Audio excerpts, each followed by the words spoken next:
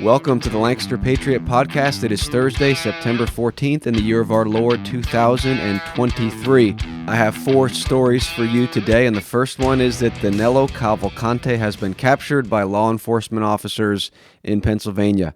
After 14 days and over 500 officers worth of searching, Danelo Cavalcante, a convicted murderer who escaped from a Chester County prison, has finally been captured. Cavalcante, who had been sentenced to life in prison for stabbing a woman to death in front of her children, had crab-walked between 2 walls and scaled a razor wire fence to escape Chester County Prison on August 31st. That facility is about 30 miles west of Philadelphia. Now, during his 2 weeks on the run, he stole a van, he stole a rifle, and he was hiding out in the woods. Eventually, he was captured with the assistance of a thermal imaging camera and a dog that chased him through some underbrush and bit him in the head. Well, now Cavalcante will go back to prison, and the taxpayers of the United States will pay to keep him fed, clothed, and occupied. Ecclesiastes 8:11 says, "Because sentence against an evil work is not executed speedily, therefore the heart of the sons of men is fully set in them to do evil." Of course, in the case of Cavalcante, the sentence against his evil work has not been executed at all, let alone speedily, for the murderer should be executed. Now, meanwhile, back at the Chester County Prison, the prison tower guard who was on duty when Cavalcante escaped was fired from his job.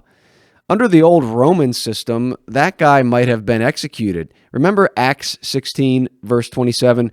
After Paul and Silas escaped from prison, the jailer was about to kill himself. This was because under Roman law, if the prisoner escaped, the jailer who was responsible for him was compelled to either die or perhaps suffer the penalty which was to be inflicted. In any case, that law is not biblical, and the prison system itself is not biblical. The extent of a holding system under biblical law would be a brief period of custody prior to trial and the execution of justice. For more on that, see Chapter 4 of my book, 7 Statist Sins. By the way, prisoners escaping is perhaps more common than we might think. Here are some headlines. January 2022, 3 Missouri inmates cut through a ceiling and escaped. 1 was just captured more than 800 miles away. And this one from January 2023, 2 inmates, including a murderer convicted of double homicide, are captured after escaping from a Virginia prison. This one now from May of 2023, also from Virginia, but different than the one I just read.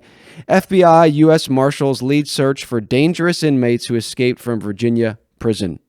And then also from May of 2023, 2 inmates escaped from Philadelphia prison. Well, our second story is one that is a bit disturbing, I will warn you, and it is about a Florida teenager who was killed by his father. A Florida man killed his teenage son with a power tool, according to WPTV. According to the Polk County Sheriff's Office, Stephen Thomas Rada killed his son with a power tool known as an angle grinder. Apparently, this boy lived with his grandfather, and one day his grandfather comes home, and the grandfather's son, the teenager's father, tells the grandfather this, quote, "I wouldn't go in there if I were you. I killed someone. You may need to call the police," end quote. Now, Cavalcante and this Rada character are both murderers. Cavalcante, of course, will probably spend the rest of his life behind bars, unless he escapes again. In Florida, however, unlike in Pennsylvania, murderers are sometimes executed. In fact, 5 executions have occurred in 2023 under Governor Ron DeSantis. The last execution occurred last month when James Philip Barnes was put to death. Leviticus 24:17 says, "Whoever takes a human life shall surely be put to death." I want you to listen to what the Polk County Sheriff said about the case of Rada murdering his son. Take a listen. And I want you to know that the world lost a great young man today. We lost a great young man, and we've got an evil, evil man in custody, and we're going to do our best to see that he spends the rest of his life in prison. We're still going through his criminal history. He apparently has criminal histories all over the United States. This guy has been nothing but a problem to society for a very long time. And now He's turned a problem person into an evil person when he murdered his son and created a horrible set of circumstances for a loving family. Now, as you heard there from the sheriff, this man was not a novice in acts of evil. In fact, the Polk County jail record showed that he had been booked at least 2 other times. Now, Deuteronomy chapter 21, especially verses 18 to 21, is instructive here. In that passage, the Bible tells us that the stubborn and the rebellious, the drunkards and the gluttons, those who refuse to be corrected, in the end, ought to be executed. R.J. Rushdoony in the Institutes of Biblical Law says that American law, which can eventually sentence habitual criminals to life imprisonment, is a weakened and declining reflection of the biblical law. Originally, Rushdoony says, in the U.S., habitual criminals could be executed, and some states still have such legislation on the books. Now, he wrote that in the 1970s, so I'm not sure about that today. But Rushdoony also said this, quote, biblical law does not recognize a professional criminal element. The potentially habitual criminal is to be executed as soon as he gives plain evidence of this fact, end quote. Now, this must not be understood to mean that a thief who steals twice is to be executed, for example. No, in that case, restitution is the requirement, and it occurs in society, not in a prison system. But this case in Florida is an example of how the application of biblical law could have prevented the murder of this teenage boy. For those who do refuse correction, those who refuse to make restitution, those who remain incorrigible in their criminality should be executed. And this sheriff here who wants this man behind bars for life instead of executed is also missing the point. Our third story is Independence Law Center goes to court to defend Christian ministry to public school students. So yesterday, the Independence Law Center, a constitutional civil rights firm, argued in the Commonwealth Court of Pennsylvania that Joy L. Ministries is being unlawfully hindered in their ministry to government school children by government mandates.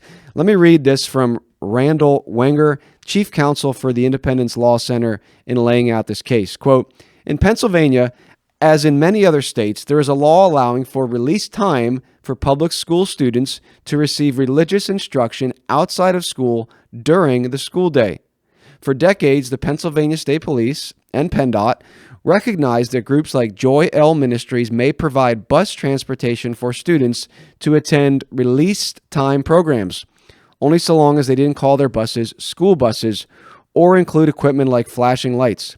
But suddenly they reversed course, grounding many of their buses and drivers for not complying with the heightened standards only necessary for picking up and dropping off children along roadways, something Joy L. does not do. Not only are they applying irrelevant, inapplicable laws, but the state police have gone so far as to interfere with the school releasing their students for this release time program. My client operates a wonderful ministry, and sadly, this case has been dragging on for years. After today's arguments, we are hopeful for a good outcome, end quote.